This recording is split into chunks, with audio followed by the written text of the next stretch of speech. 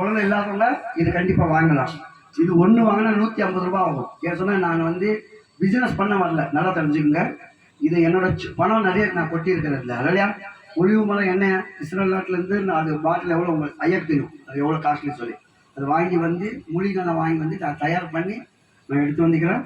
இது வந்து 4 பாட்டில் வாங்கினா 500 ரூபா. 4 பாட்டில். ஏன் சொன்னால் இது ஒரு ஃபேமிலியாக நீங்கள் யூஸ் பண்ணலாம். இந்த காலத்தில் டாக்டருக்கு செலவு பண்ணாமல் ஏசப்பக்கு நீங்கள் செலவு பண்ணலாம். இதில் வந்து பிசாசு ஓடுவான். இந்த எண்ணெய் இருந்தால் ஒரு தண்ணி விட்டு வீட்டில் இருந்தால் எல்லாம் பூர்வம் பிசாசு ஓடிடும். இது வீட்டில் இருந்தால் சுத்தமாக இருக்கும். டெய்லி குடிக்கிறவங்களுக்கு வாழ்க்கை பொன்னான வாழ்க்கை இருக்கும். கோபம் இருக்காது, பிபி வராது, டென்ஷன் வராது, சமாதானம் கொடுக்கும். அவ்வளோ ஒரு மூலிகை இதில் இருக்குது.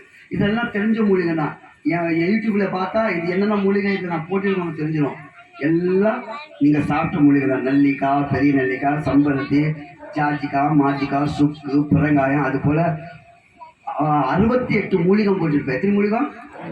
சியாலிங்க, பெரியாலிங்க, துளசி இலை, அப்புறம் கியாலி, 1 2 இல்லை, எல்லா மூலிகை இருக்கும். அவ்வளோ கசப்பு இருக்காது, அவ்வளோ தித்துப்பு இருக்காது, அவ்வளோ தொகுறு இருக்காது, அவ்வளோ டேஸ்ட் இருக்கும். இல்லையா, அப்படி நீங்கள் சாப்பிட்டா இது வேலை தெரியும். கண்டிப்பாக இந்த ஜபம் முடிஞ்சோடனே நீங்கள் சீக்கிரம் வாங்கினா நான் சீக்கிரமாக எங்கே போயிடுவேன், ஊழியத்துக்கு போயிடுவேன். உங்களுக்கு தாங்கணும் ஆசை இருந்தால் இது நீங்கள் வாங்கி தாங்கலாம். இது வந்து கண்டிப்பாக ஒரு ஆசீர்வாதமான ஜப எண்ணெய். இது நான் விற்கிற வரல. ஒன்றும் சொல்கிறேன், ஆத்மா பாரத்துக்காக வைக்கிறேன். இன்றைக்கி நிறைய நோயாளிங்க வர்றாங்க சிஎம்சிக்கு. நான் அந்த ஊழியம் பண்ணுறேன். இந்த நோய்க்கு இது நிச்சயமாக விடுதலை கொடுக்கும். இது நீங்கள் வந்து நம்பிக்கையோட ஒரு பாட்டில் வாங்கி சாப்பிட்டா இதோட வேல்யூ தெரிஞ்சிடும். அப்போ எனக்கு ஃபோன் பண்ணால் எத்தனை பாட்டில் நான் கொடுப்பேன். கருத்து இந்த நாளில் உங்களை வச்சு பெரிய காரியம் செய்வார். எல்லாம் முட்டி போடுங்க. ஒரு சின்ன ஜபம் பண்ணி நம்ம ஐயா கையில் கொடுத்துருவேன். கடைசி காலம் தேவ சித்தம் இருந்தால் இன்னும் நான் நல்லா பிரசங்கம் பண்ண ஐயா தருவேன். 2 மணி நேரம், 3 மணி நேரம், 4 மணி நேரம் என் பிரசங்கம், என் சாட்சி அப்படி பயங்கரமாக இருக்கும். ஆனால் இப்போ நைட்டில் நான் தூரமாக கட்டிட்டு போகணும். இல்லையா, செய்யாரு போகணும். ஏன்னா வாலிப பையனா, ஆனால் ஏசப்பா வாலிப மாற்றிக்கிறாரு. இல்லையா, அப்படியாக போல எனக்கு பலம் கொடுப்பாரு. அது போல் எல்லாம் முட்டி போடுங்க. ஒரு சின்ன ஜபம் பண்ணி ஐயா கையில் கொடுத்துறேன். இது கடைசி காலம், எச்சரிப்பு காலம். உண்மை இருக்கிறவனுக்கு தேவன் எப்பவும் கைவிட மாட்டார். ஒரே ஒரு வசனம், கடைசி வசனம், மத்தேயு 1ஆம் அதிகாரம் 21வது வசனம், கடைசி.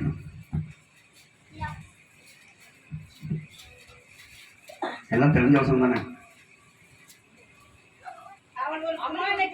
அவள் ஒரு குமாரனை பெறுவார். என்ன பேர் சாமியும்? இயேசு. ஏனெனில் அவரு தம்மோட ஜனங்களோட பாவங்களை நீக்கி அவர்கள் ரட்சிப்பார். கலகட்டி மகிழ்ப்படுங்க. உங்களை ரட்சிப்பதான் அவர் வந்தார் பூமிக்கு. இல்லையா, உங்க பாவங்களுக்கு விடுதலை, உங்களுக்கு ஐ லவ் யூ சொன்னார் ஆண்டவர். இல்லையா, அவரை நீ நேசிக்குங்க, அவர் உங்களை நேசிப்பார். பெரிய காலம் செய்ய கண்ணு முடியும். பரலோகமா தேவனே, இந்த வேலைக்காக ஜபிக்கிறேன், துதிக்கிறேன்.